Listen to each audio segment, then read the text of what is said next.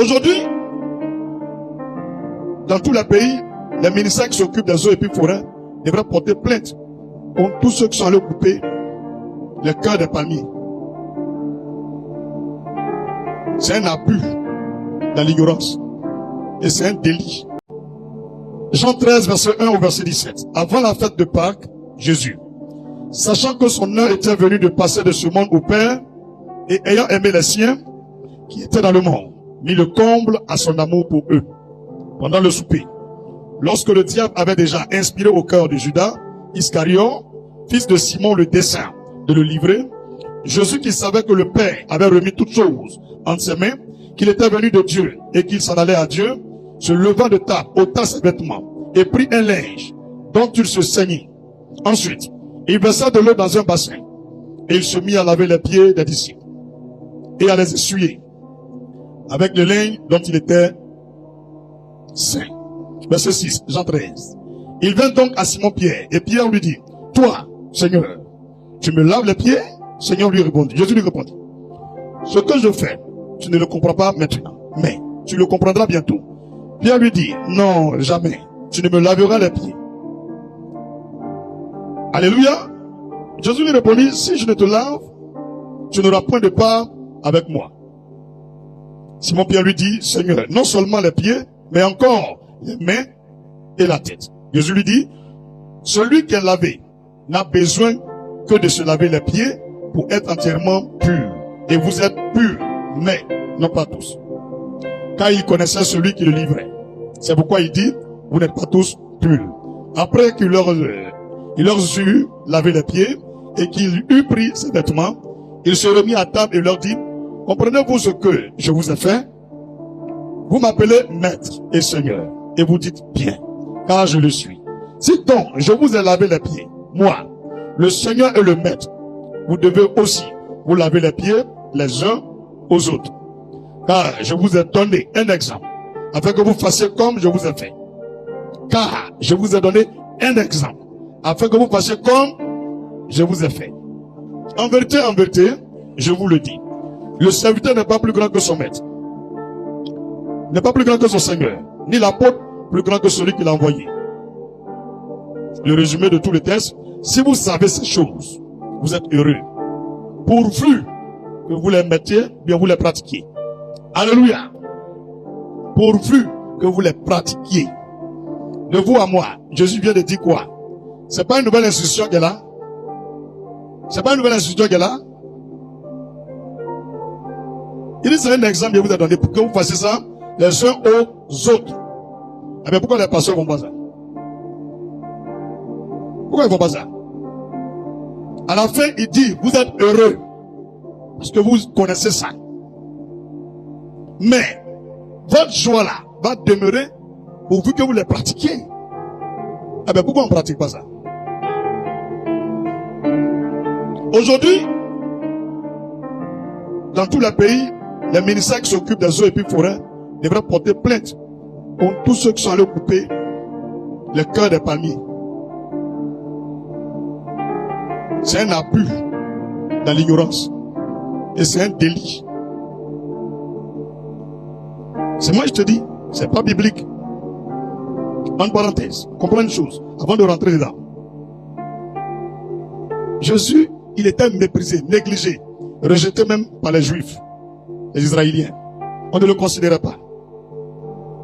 Il a quitté le lieu où il est né et il est parti à l'étranger, dans d'autres villes, d'autres villages. Et sa renommée a commencé à prendre tout le pays et même les pays voisins. C'est là maintenant, eux à Jérusalem, là, qu'ils vont voir son importance. Tu comprends maintenant, non? C'est maintenant qu'ils vont voir sa valeur.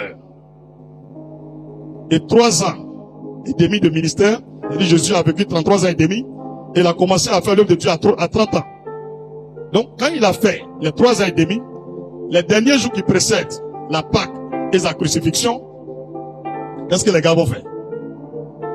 Il a décidé de revenir dans la capitale, la grande ville qu'il avait rejetée, qu'il avait abandonnée. Donc, les gens ont entendu tout ce que Dieu a fait avec lui, tous les miracles qu'il a opérés. Donc, ils sont allés l'accueillir à l'entrée de la ville. Ce n'est pas une tradition chrétienne. Ce n'est pas chrétien ce qu'ils ont fait là. il est dans un pays des Juifs. Avant que Jésus va venir au monde, avant, lis ta Bible. Quand les Juifs sont contents de quelqu'un, ils enlèvent leur habit et puis ils mettent à terre, il faut passer dessus. Tu as compris? Chez nous, même en Afrique, quand quelqu'un te respecte, il est content de toi, elle enlève son pain, elle dit, il faut marcher dessus. C'est faux. Même ballon, les gens jouent là. Quand Cristiano marque joli but là, l'autre enlève son habit, il dit, il prend position, je suis, puis il faut marquer. Ou bien il faut pas ça. Maintenant, c'est ceux qui ont l'argent là, qui prennent pain là, mais à terre. Maintenant, ceux qui n'ont pas l'argent là, eux vont couper les feuilles des palmiers là, pour venir mettre à terre, et puis, l'autorité doit marcher dessus. Donc, eux dans la culture, le grand prophète revient, c'est une manière de l'accueillir et de l'honorer. C'est là ils ont coupé les feuilles de palmier, ils ont mis sur la route. Mais quand tu lis ça, est-ce que Jésus a dit pratiquez ça? Ce qu'il dit pratiquer là, on regarde. Et puis il tourne verset là. Ce qu'il n'a pas dit pratiquer, c'est dedans et ils sont. Est-ce que ce que Jésus veut, c'est ça les gens font? Moi, je ne suis pas le plus grand pasteur de la terre. Mais ce que je te montre là, c'est ça que je dis. Ce que je dis là, c'est ça que je te montre. Si c'est pas ça, il n'y a pas dit. Donc je demande à tous les chrétiens et à tous les hommes de Dieu de revenir dans la Bible, de s'humilier, de prendre la Bible de Genèse, Apocalypse, de relire. École biblique là, c'est bon. Mais c'est un cours qui est déjà fait, qui est écrit. Et dans toute la formation là, on ne peut pas te montrer toute la Bible. On ne peut pas. C'est des trucs que quelqu'un a résumé, il a écrit, il a donné des titres. C'est parce que tu as fini ça que tu connais la Bible. C'est Dieu même qui nous demande de lire. Josué 1, verset 7 et puis 8. Il dit, lisez ça matin et puis le soir. Lisez matin et puis le soir. Sur 5 ans, tu as maîtrisé tout ce qui est dedans. Matin, tu lis un chapitre, 2 chapitres dans le travail. Le soir, tu viens, tu lis 2 chapitres encore. Sur 1 an, 2 ans là. Mais tu peux finir la Bible. Tu m'as bien entendu? Mais on ne fait pas ça. On veut que les gens n'ont qu'à nous instruire. Mais est-ce qu'on n'avait pas vu dans la Bible qu'il y a le faux docteur? Un docteur là, c'est celui qui enseigne la parole de Dieu. C'est ça qu'on appelle docteur. C'est pas lui qui prend seringue pour piquer les gens là. Quand vous voyez dans la Bible, on dit docteur, docteur. C'est pas les médecins. Ici, la docteur là, c'est lui qui prend le micro. Et puis il explique la Bible bien que les gens comprennent. Dire, oh, c'est lui qu'on appelle docteur. Il dit qu'il est fort dans la Bible. Lui, il n'a pas onction pour guérir les gens, mais lui, quand il prend la Bible là, les gens comprennent. C'est lui qu'on appelle docteur. C'est comme un professeur à l'université.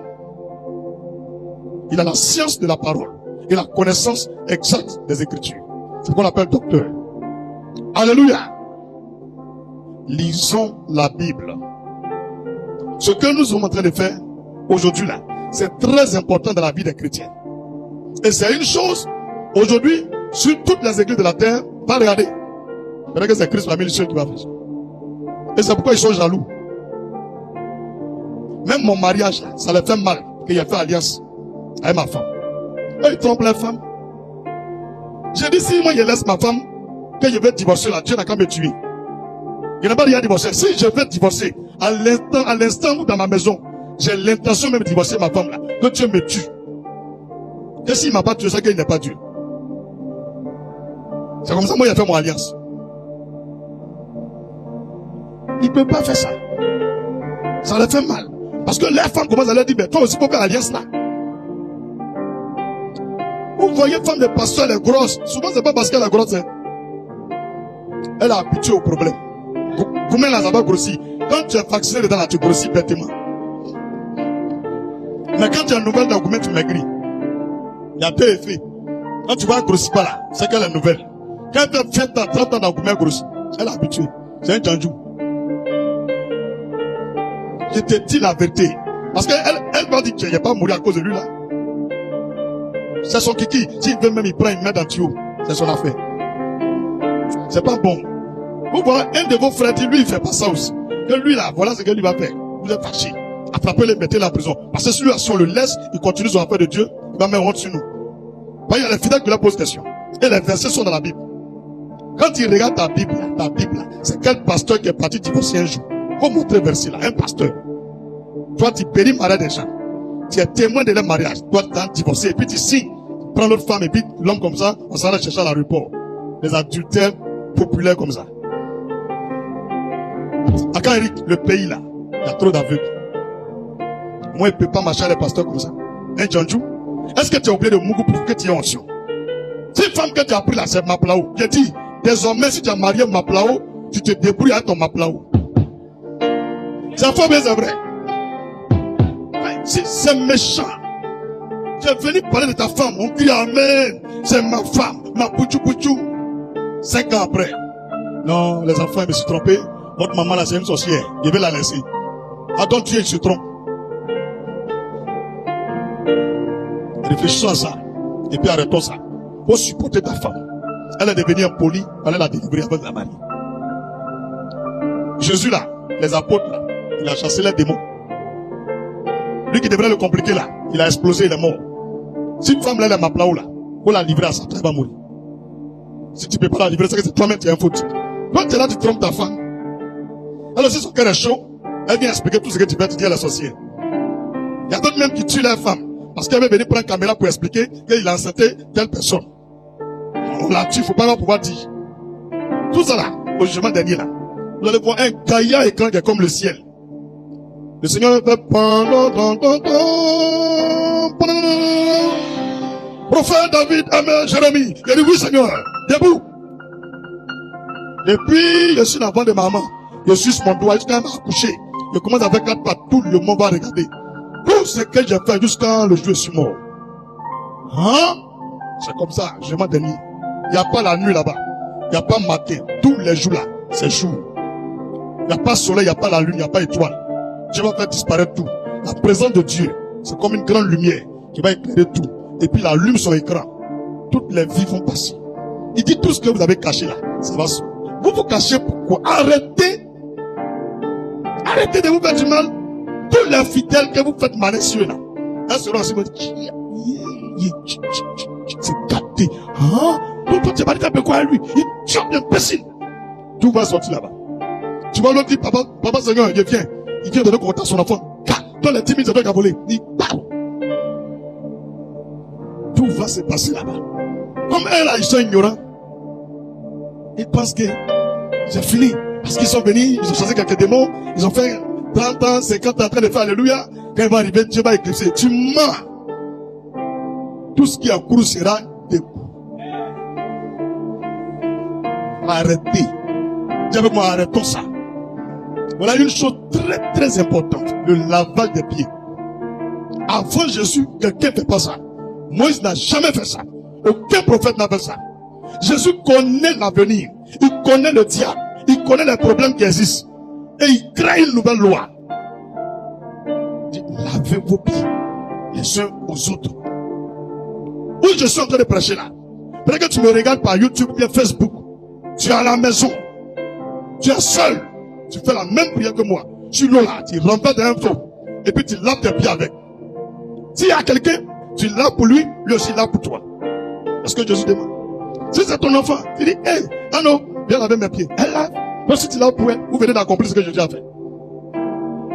Parce qu'il y a des gens qui sont dans des cités où il n'y a même pas d'église là-bas.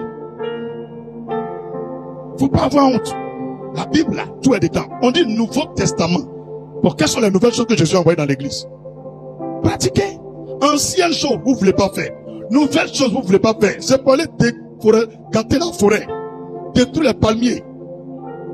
Vous pouvez envoyer sauce graine.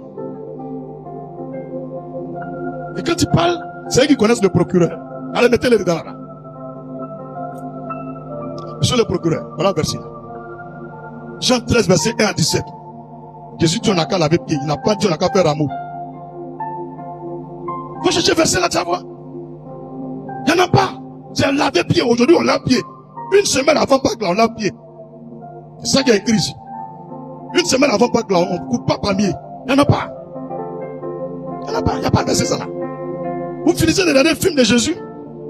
Vous voulez mélanger film et puis Bible.